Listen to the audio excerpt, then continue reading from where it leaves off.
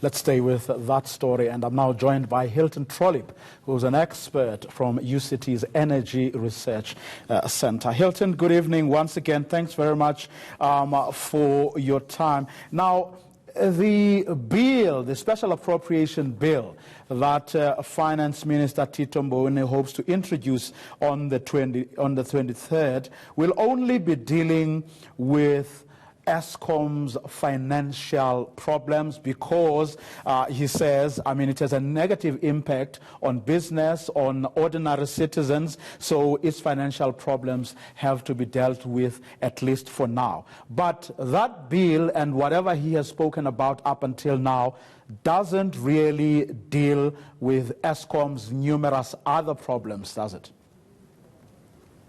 No, it doesn't.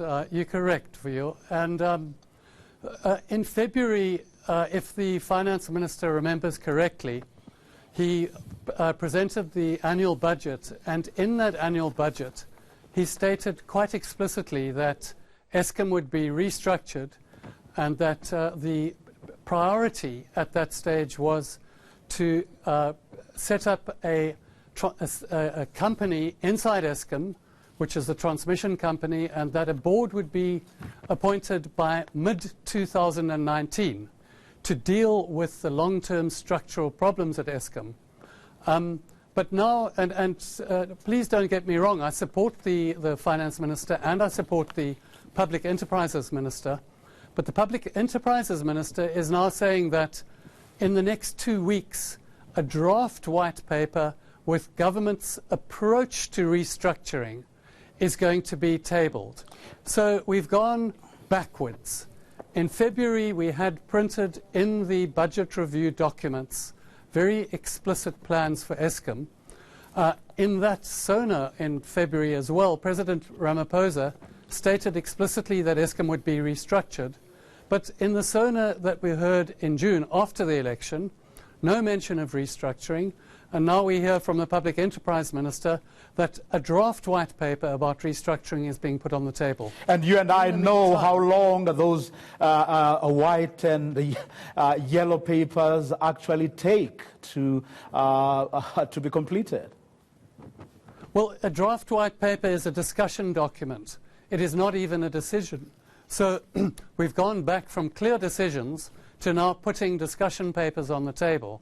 But what's also important is that in the budget, it was stated that a condition of the financial support to be given to Eskom would be that the restructuring took place. But since then, Eskom's been given 17 billion of the first 23 billion. And there's another important thing about this budget. In the February budget, we said, we the people of South Africa, because it's our money, we said we'd give Eskom 23 billion a year for 3 years. And maybe for 10 years. All of a sudden, it's definitely for 10 years, one. Secondly, this is going to be brought forward to these current years. So we're giving them more money and we see no progress on the ground. What we need to hear is that a board has been appointed to implement the restructuring, not that we're going to start discussing the restructuring. But there's no consensus over that restructuring, how it should be done and what that will entail. Although the Finance Minister did, for example, hint at retrenchments. So when we talk about a consensus, I think, Vuyo, that you have an executive, which is the President, and he consults his colleagues and he then makes a decision and then he implements the decision. And we don't need a consensus on that there's going to be restructuring. The decision has been announced and there's been a timetable, a board by mid-2019. It's July 2019. Where's the board of the new distribution company? Well, with hints at retrenchments, you've already heard unions saying that's not going to happen. They're going to put up a big fight. So we are to set up a board and separate the distribution company. There doesn't have to be any retrenchments. Most of the employment at Eskom is in the distribution side and in the generation side, not the transmission side. The statement made was that the transmission company would be separated out and put under that board. So you don't even have to discuss retrenchments to set up that transmission company. It's a red herring. It's a way of resisting, and this has happened time and again. Government has shown that it is not in charge of Eskom. So we, the public, own Eskom. The government is our shareholder representative. It is up to them to decide to tell Eskom what to do, and then Eskom must do it. That's how ownership by the state works, or ownership by anybody. We don't need to seek consensus to implement a decision that's been taken and announced. You don't think that perhaps parallel conversations with various other stakeholders may have had a bearing on what you seem to think that has been a bit of a retreat or lack of decisiveness? Because remember, apart from the retrenchments that unions will obviously take an issue with, there's also local government that believes that Eskom is doing what local government is constitutionally mandated to actually do. You also have those who are in the sort of alternative energy sources sector who also say that they should be part of the equation. You don't think those stakeholders, among others, may be the ones who may have put brakes on what you thought was a train that wasn't going to stop? Vuyo, I can tell you quite clearly that local government supports restructuring. They've said so much. They had an energy summit in 2018, and they issued a declaration, and they called very clearly for the establishment of a separate transmission company. Also, the other energy suppliers, I wouldn't call them alternative now, they're mainstream. They're as mainstream as coal. Yes, they are saying that delay of restructuring will delay their access to the system. And the thing is, they also have workers, Vuyo. There are more workers, there are more jobs to be had in so-called alternative energy than in coal. I think it's very important that we look after the coal workers. We can't look after their jobs. Their jobs are unsustainable in the long term.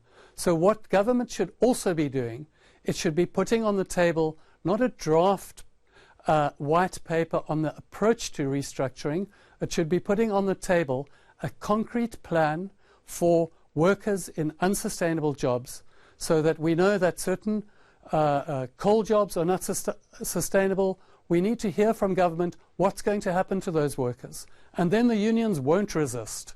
But so long as the actual topic of restructuring is reopened and reopened and reopened after a decision has been taken, we're going to get nowhere. And those jobs are actually becoming more, and the workers in those jobs, their tenure in those jobs is becoming more and more precarious as we go on.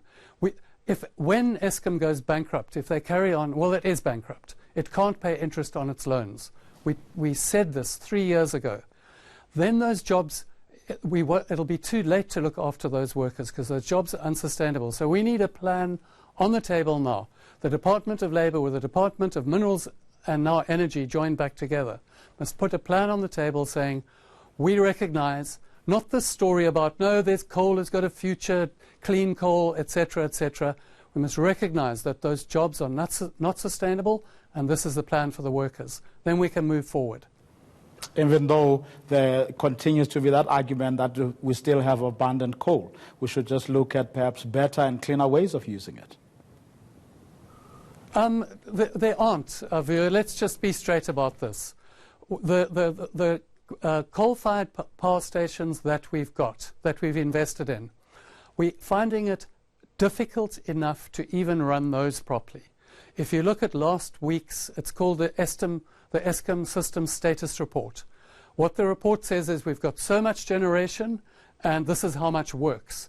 For the first week of July, we've got 47 gigawatts of built capacity. Of that, only 30 gigawatts was available for operation. And that's just standard normal coal. So people that raise the clean coal option, it's another red herring. We have to face facts. Hilton Trollip, that's where we're going to leave it this evening. Thanks very much for your time.